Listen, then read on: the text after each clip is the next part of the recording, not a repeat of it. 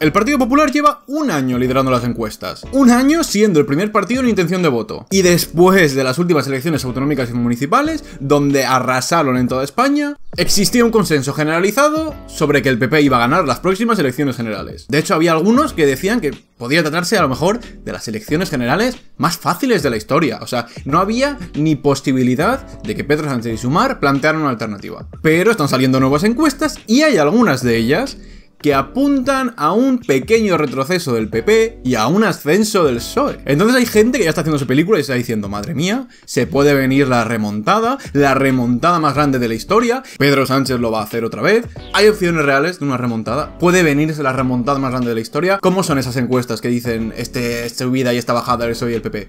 Pues vamos a verlo y vamos a ver si realmente puede darse la remontada más grande de la historia.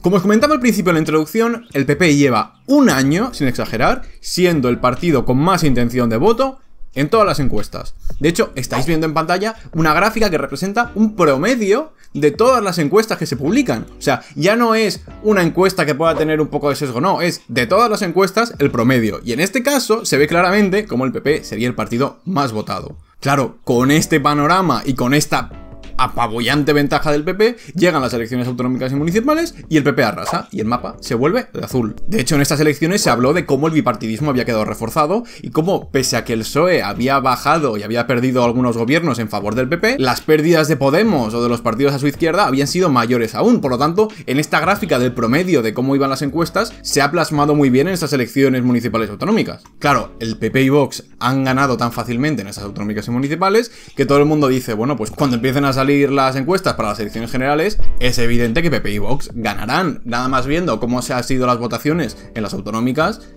lo lógico sería que ganaran en las generales, ¿no? Y efectivamente empiezan a salir encuestas, por ejemplo esta de GAT3 el 11 de junio, donde afirma que tanto PP como Vox superarían ampliamente la mayoría absoluta. Hablaban de un PP que superaba incluso los 150 escaños, cuando en las pasadas elecciones solo consiguió 89, o sea, estamos hablando de 60 escaños más, es una burrada. Y básicamente, durante el mes de junio, todas las encuestas que salen, ya no solo las de GAT3, sino las de Sigma 2, NC Report, las de OK Diario, las de la SER, todos apuntaban a lo mismo. PP y Vox iban a gobernar e iban a conseguir los escaños suficientes para superar la mayoría. Unas escaño arriba, unas escaño abajo, un poco más para Vox, un poco menos, pero todas coincidían en lo mismo. PP y Vox iban a gobernar. Pero resulta que esta semana están empezando a aparecer encuestas que hablan de un posible cambio de tendencia. Hablan de una bajada del PP y de una subida en consecuencia del PSOE. Y claro, la gente obviamente pues ya sabemos cómo se montan las películas y obviamente lo que hemos dicho, ¿no? Remontada, lo va a hacer Pedro. Bueno, en concreto, la encuesta que más feliz ha hecho a la gente del PSOE y que es por lo que han empezado a hablar de remontada y demás, es en concreto una, que es de 40 dB, que está encargada para Prisa y para Cadena SER. Obviamente no es necesario que yo te diga que cada encuesta, depende de quién la pida, depende de quién la haga, depende de cómo la hagas, pues tiene unos sesgos y tiene unos resultados. Y hay algunas encuestas que aciertan más que otras, esto es un hecho. Por ejemplo, el CIS últimamente no acierta absolutamente nada, sin embargo hay otras encuestadoras como GAT3 o Sigma 2 que suelen acercarse mucho más. Entonces es evidente que porque una encuesta diga que el PP puede estar en retroceso y el PSOE subiendo, no tiene por qué significar que es una tendencia o que se está pasando eso en la realidad. Pero lo relevante de esta noticia, lo relevante de esta encuesta, era que por primera vez una encuesta no le daba la mayoría absoluta a la suma entre PP y Vox. Sabemos que la mayoría absoluta está en 175 escaños y que el PP teniendo 140 y el Vox teniendo 30 y pico ya conseguían.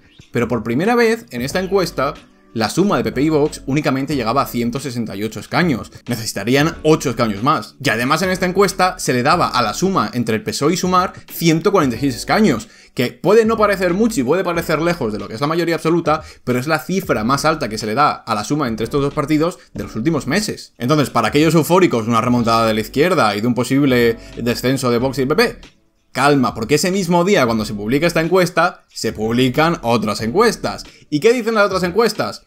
Pues que no, que PP y Vox siguen teniendo la mayoría absoluta y siguen teniendo poder como para superar los 175 escaños. Pero ojo, ¿quiere decir eso que no podamos hablar de remontada? Pues no, porque aunque estas encuestas confirman y siguen diciendo que PP y Vox van a ganar, también reflejan la tendencia que se ve en la primera encuesta. Es cierto que el PSOE está recuperando terreno y que el PP está retrocediendo. Incluso esta misma encuesta de GAT3, que reconoce y refleja cómo el PP y Vox tendrán mayoría absoluta, sí que recoge un descenso y sí que recoge una ligera recuperación del PSOE. Y esta evolución y este cambio de tendencia se ve muy bien si miramos cómo han evolucionado las encuestas de una misma empresa. Por ejemplo, vamos a fijarnos en las encuestas de GAT3, que es uno de los que más acierta y más suele acercarse al resultado final, y cómo ha variado el porcentaje de voto y de escaños entre el bloque de la izquierda y el bloque de la derecha. Pues si vemos la previsión de escaños, vemos como desde el 4 de enero, efectivamente, tanto PP como Vox están por encima en escaños de la mayoría absoluta. Pero fijaros cómo en junio la cosa se revierte. PP y Vox siguen teniendo mayoría absoluta con 179 escaños, pero ya están cada vez más cerca de ese límite, de esa frontera de los 175 escaños. Y fijaos cómo la suma entre Sumar y el PSOE se acerca cada vez más a los 175. Ojo, aún está lejos, no va a ganar. Pero aunque no podamos hablar de remontada, sí que podemos hablar de un cambio de tendencia y sí que podemos hablar de un efecto reciente de la campaña electoral.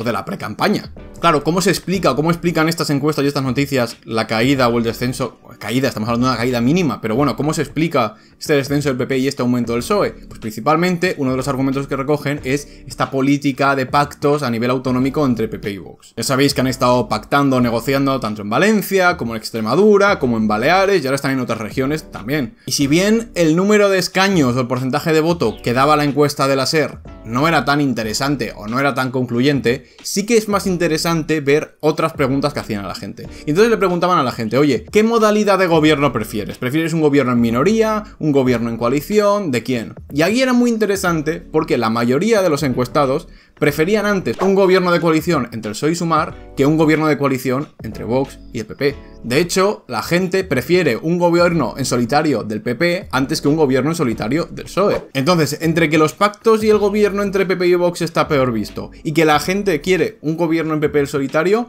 pues es normal que esa política de pactos entre el PP y Vox pueda mínimamente debilitar a PP y a Vox. También es muy interesante porque dice que un 10% de los encuestados prefiere un gobierno del partido más votado apoyado por el otro gran partido, lo que sería un pacto PP-PSOE y que ya hemos hablado en este mismo canal, como sabréis. Y también es muy interesante si nos fijamos en qué modelo de gobierno prefiere cada uno en función de qué partido ha votado.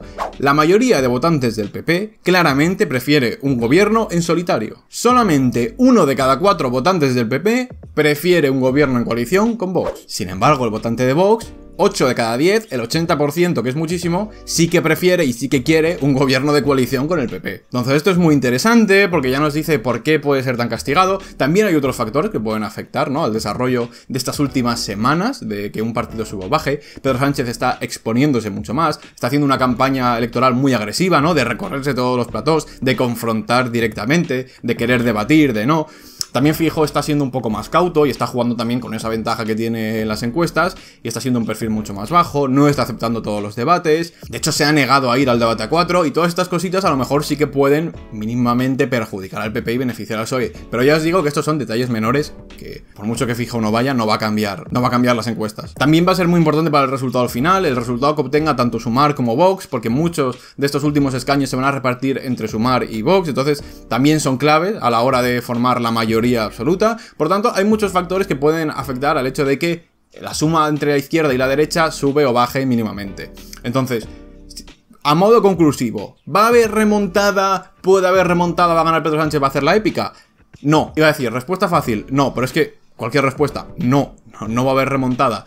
Si la hay, bueno, yo cierro el canal, me voy a una cueva y no por nada, simplemente porque lo estoy afirmando con tanta seguridad que luego sería muy ridículo. Pero no va a haber remontada. O sea, sí que puede haber cambios en tanto a cuántos escaños consigue un bloque y cuántos otros. Y esto es importante también, o sea, no es lo mismo conseguir una mayoría absoluta con 176 escaños que con 189. Es que la diferencia es mucha. Y a la hora de negociar también va a tener implicaciones. Entonces no es poca broma. Entonces, sí, ¿puede haber un cambio de tendencia mínimo?